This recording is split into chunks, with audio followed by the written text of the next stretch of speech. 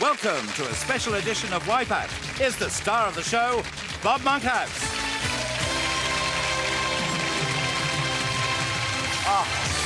Well, that is very warm and friendly. Thank you very much for that welcome. Thank you. And I welcome you to Wipeout with the Telestars. You know, it used to be that you weren't really a star unless you were in movies, Hollywood stuff. But my goodness me, there's so little originality in the cinema today.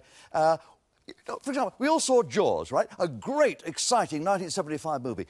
And then we had Jaws 2, Jaws 3D, Jaws 4, The Revenge. How many of you saw Jaws 4? Very, very few people. Well, maybe very few people, but it made something over £50 million. When a film makes that kind of money, you know you're going to get another sequel. And sure enough, Jaws 5 has just completed production. I went to a trade show. Frankly, it is pathetic. The shark is old in this one. It can only see out of one eye. It's hard of hearing, you know. It's wearing an old cardigan and keeps bumping into the pier. Oh, it's sad. No one's afraid of him. He swims along the shore, you know, the kids are running out and hitting him in the water with sticks and they're kicking him in the head and he's got graffiti all down one side. Oh, he's got no teeth, you see. And he's got a kid in his mouth trying to gum him to death. And he's laughing, he's waving to his friends. And worst of all, he's got a bad chest. He keeps coughing up people from Jaws 1 and Jaws 2. I mean, I'd like to see Robert Shaw again, but not like that. Right now, I'd like to see my guests fundraising for their charities. So first, a man from a famous family of television brothers. Thankfully, we've got the one who can actually pronounce his surname correctly. Paul Ross.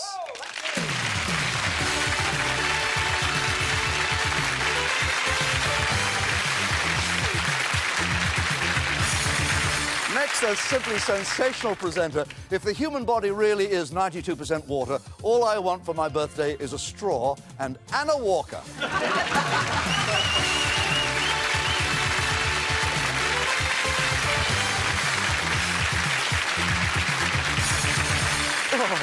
And finally, a comedian and game show host whose last series made him what he is today. Available for work. Jim Bowen.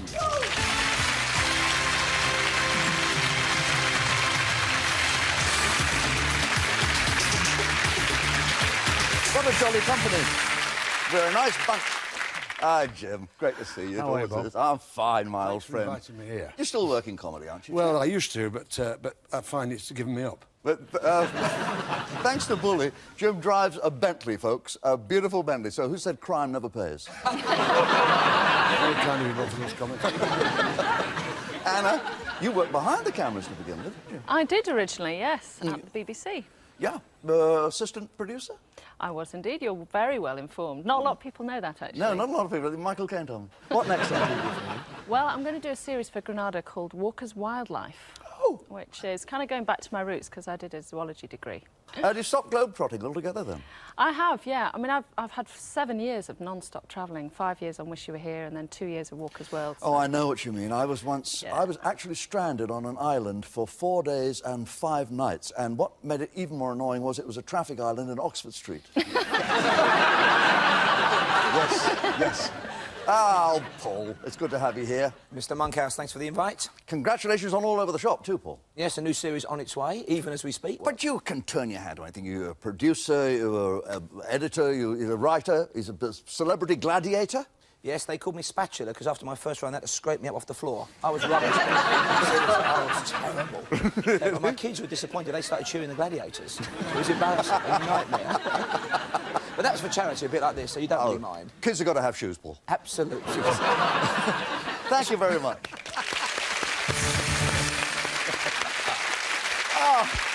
It's goofy fun for everyone. All three of our famous friends, of course, playing for their chosen charities. Let's begin with the title of the first grid, shall we? Gongs! Which of what we're going to show you are the correct names of military or civil honours awarded in the United Kingdom or overseas? Here we go with 16 answers. 16 answers, 11 right, 5 phony. Now, before we came on, our celebrities drew their lucky lots, and Paul gets to go first. So pick me a genuine military or civil honour awarded in the United Kingdom or overseas, Paul. I've heard of OMs, and I'm going to go for Order of Merit as a genuine title. Order of Merit? UK from 1902. In 1902 it's been genuine, so even before you and I came along. Well, Jim, I don't know. OK, Paul. OK, well, I'm going to award Jim Bowen the OM, the over-endowed man award, and pass over to Jim. All right, you're going to pass on Yes. that one. OK, Jim, you can pick as many as you like. Well, well, we'll confidently go for Victoria Cross. Yes. Victoria Cross, instituted by Queen Victoria, 1856. Highest British military decoration that there is. We'll go for the Iron Cross. From 1813, for gallantry in action, the Iron Cross has been a very important medal for the Germans. And there it is. We'll go for America, I think, Bob. Purple Heart. Purple Heart. George Washington originated that. We'll pass over now quite confidently to Anna. Thanks, No. Jim. You've taken all the ones that I knew. Of course. That's the way it goes. There's- How about something like the Silver Star? Again, I think we're in America, aren't we? The Silver Star. Military decoration for gallantry in action. Yes. You have £50 back. Do you want to double it?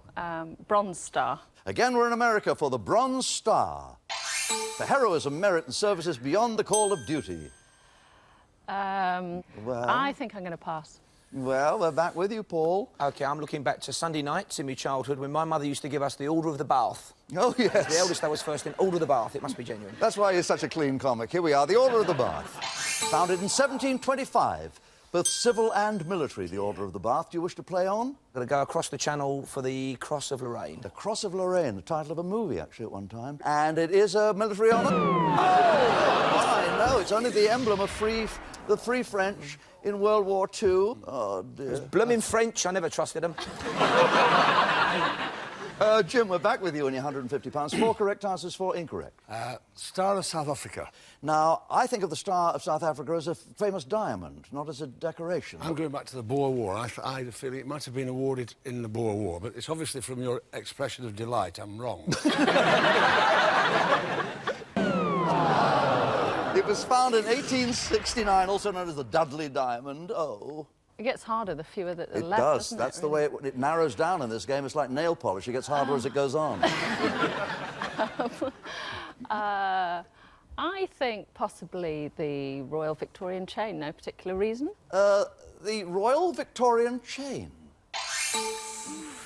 Largely awarded to foreign monarchs. It's fascinating. It was founded in another one from 1902. Do you want to pass or play? I think I've got nothing really to gain by playing, so I'll pass the buck to Paul. I used to like you, Anna. Good strategy, I think. Paul, OK, three it's good a complete and guess, but it sounds legit to me. Yep. The Legion of Merit. Again, I think we're in America, if we're anywhere at all. Please. The Legion of Merit. Yes! Yes! It's a very American award, and there's no such thing as the Legion of Merit. As a legion, it is really a decoration. Thank you very much indeed. That's £50. There's 2 correct answers.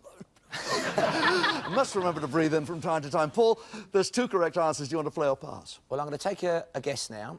I think the Order of the Elephant might just be genuine. The one you should get for your excellent memory, Bob. Well, The Order of the Elephant. There you go. I've got big ears as well. The Order of the Elephant. Yes! Oh, well done. 1462 that was founded, and it's the highest award in Denmark, Paul. That's something you'll never forget. I never will now. There's only 1 correct answer up there. Good luck, Jim. Jim, Thank you very much. Jim, is it Star of David, the Royal Red Cross, the Order of Battle, or the Order of the Receiver? Royal Red Cross. Well, we know that the Red Cross is a wonderful service. But it's wrong, Bob. I can tell from the answer. Out of the 4 answers on the grid, did Jim pick the right one? Yes! It was the award they used to give to nurses. I think they still occasionally do. It was very well played, I must say. And reviewing our scores, I'm glad everybody's got some dough, which is very nice to know. Jim has 50 quid, Paul has £100, but Anna has 150, so she gets first go with our second grid, which is called ballet dancers. Which of these well-known names are ballet dancers? And I have been associated with the Royal Ballet, and yes? Sorry? I once caught Galina Ulanova in The Swan. I said, Galina, what are you doing in here? You should be in the theatre. Here we come, 16 answers.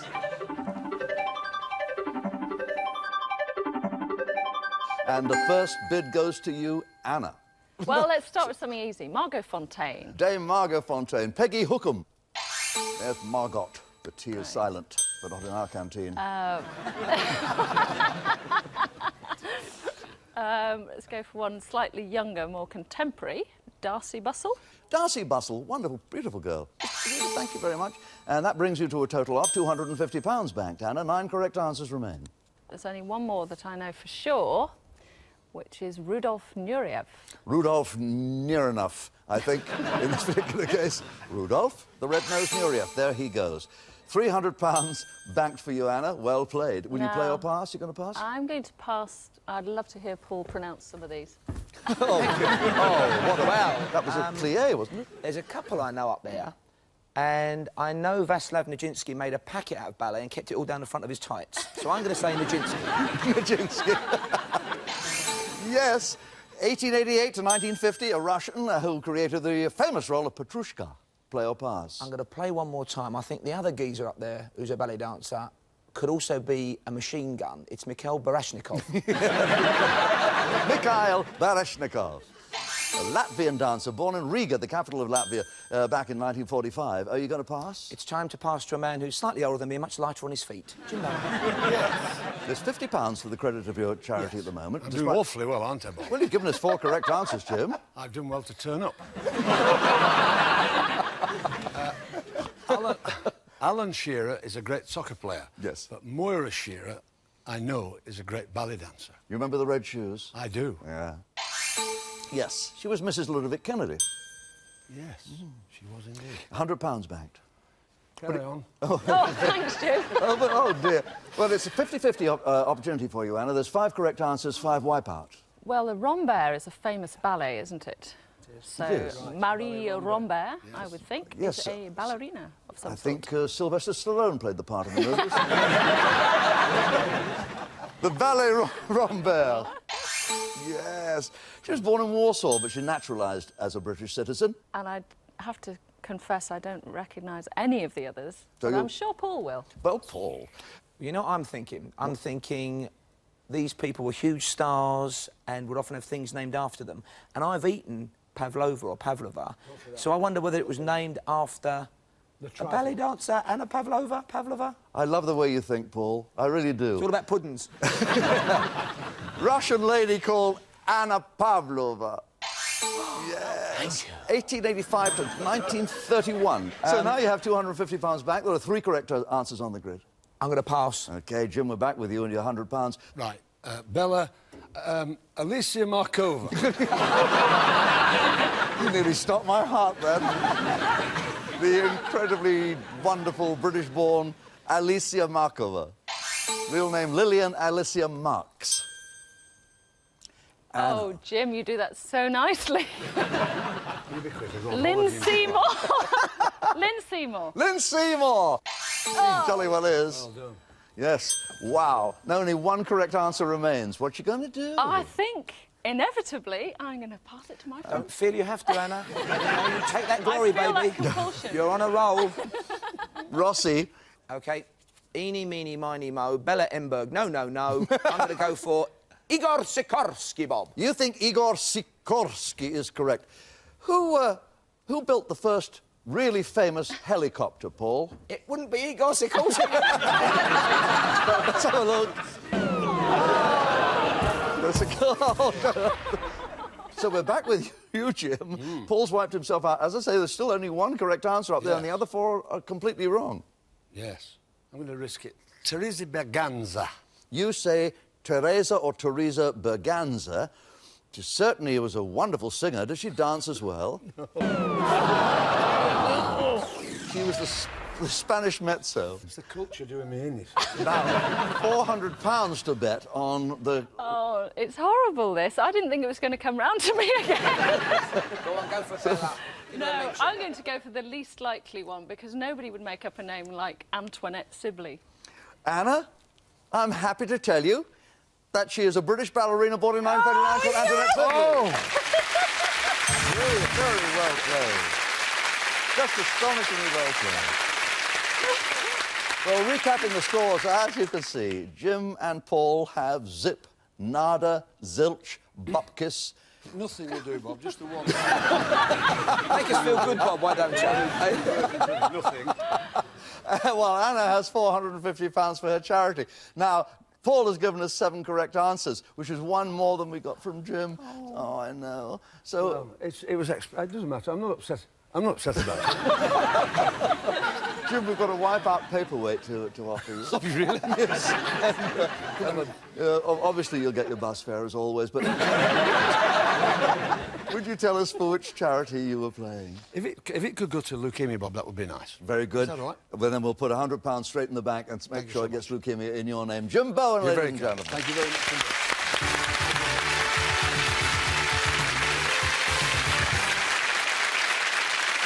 You're very kind. Round 2's the Wipeout auction. Well, that's where Anna and Paul are going to bid against each other as to how many correct answers they can find on the frame. Oh, yes. Here is the title of the grid so they may begin to puzzle. Beatles hit albums. We're going to ask you which of the 12 titles you will see on the big screen were hit UK albums for the Beatles. Here we go with 16 answers. Now, which of these titles were hit UK albums for the Beatles? Anna, because she's ahead in the game, gets the first chance to forecast how many correct answers she can find on the grid. Right, I think I'm going to go for 5. 5. It's a good bid. I'm going to bid 6. We have a bid of 6. I think he's a bit clever with music, so I think I'm going to need to try a bit harder than him. I'm going to go for 7. Woof. Paul, it is possible to bid 1 more number up, go for the whole 8, but if you put a foot wrong, control of the grid will pass to Anna. Well, Mrs. Ross raised a lot of show-offs, but she didn't raise any stupid kids. So I'm trying to luck, but I'm not going to go the full 8, I'm afraid. I've lost my nerve. We're trying for lucky 7. If Anna can do this, she can plait sawdust. Here we go. 7 titles of hit UK albums for the Beatles, starting now, please. Albums, right. I go for what I hope is an easy one to start with, Abbey Road. Yes, number 1 in 1969. Had them on a zebra crossing in the Abbey Road in St John's Wood. Several of these look like titles of singles rather than albums to me. I know, but I need 6 more. OK, how about Magical Mystery Tour? You like Magical Mystery Tour. In 1968, it reached number 31 in the charts, and it was an album. It's got to be A Hard Day's Night. A Hard Day's Night was certainly a movie that they made. Was it the title of an album? It certainly was. For 38 weeks, it was number 1 in 1964.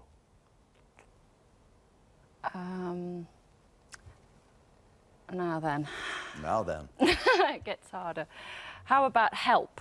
How about Help? That, again, that was one of their movies. Was it an album? Number 1 in 1965, reissued in 1971. Only need 3 more correct answers. Right. Now, Let It Be was certainly a single, so was Penny Lane, and I think Please Please Me was too. So there's 4 wrong and 4 right left, is that right? That's correct. OK. How about Let It Be? How about Let It Be? Let It Be right! Yes, you're getting me confused now. That's quite right. There's still 4 wrong answers up there. And Let It Be was number 1 in 1970, in the charts for 59 weeks.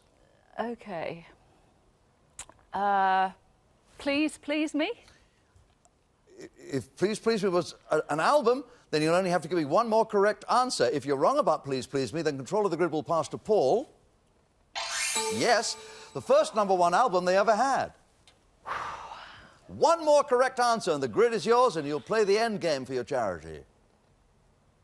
At home, they're all yelling the same thing. My inclination is to go for Penny Lane, but I've got a feeling that was only a single. What do you say, Anna? It's there. How about Revolver? How about Revolver? Number 1 in 66 was Champ. Brilliant. That was #1 in 1966. That was a long time ago. Thanks, Rudy Eleanor Rigby, by the way. That's away with the wicked Wipeouts. Rumours, which was Fleetwood Mac.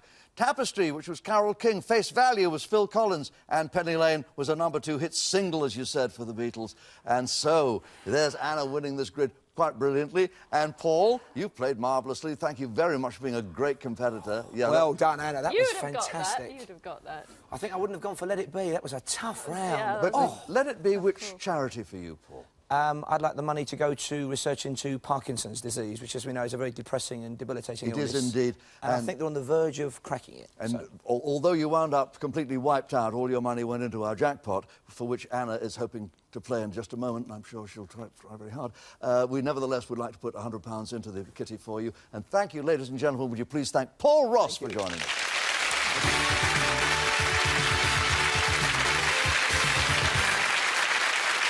Anna, join me at the game control. Thank you for Anna. Anna has won £450 for her charity, which is... Breakthrough breast cancer. Right. Well, £450 is splendid. For every correct answer you pick off the grid now, we'll add £100. And should you get all 6 right, then there will be a jackpot. And the jackpot is the money that was wiped out earlier, and it will stand at... £1,600. That's for getting all 6 answers. That's tough. However, pick a category you like. Let's see if we can give you some. Trivia or entertainment, literature, natural world. What takes your fancy? I think I fancy the natural world, Bob. I would give you the world, Anna. Let's find out what part of the world we have. Middle East. Middle East. Which of these places would you find in the Middle East? 6 of them nowhere near the Middle East, 6 of them right in the Middle East. OK, here are the 12 answers from which you have to select 6. The number you want to see when you hit Bob's button up there in the left-hand corner is a 6. Here's the minute to win it in the top right-hand corner. I'll let you know how it goes. Good luck with this, Anna. Anna Walker, start running now. Anna chooses Beirut and Damascus, Al-Jof and Basra, that's 4. Al-Aqaba, 5. Beersheba, 6. And... Yes! Yes! Yes! You wonderful girl. You wonderful, wonderful woman. I've done all that travelling. Oh, isn't it a good job you've done all that travelling and you chose the right one, and that's terrific. That means that the big jackpot will be going, it's £1,600 will be going to the breast cancer charity, and oh, they're going to be so thrilled when they get that dough. And ladies and gentlemen, I'm thrilled, I know you are, so would you please congratulate Anna Walker for me?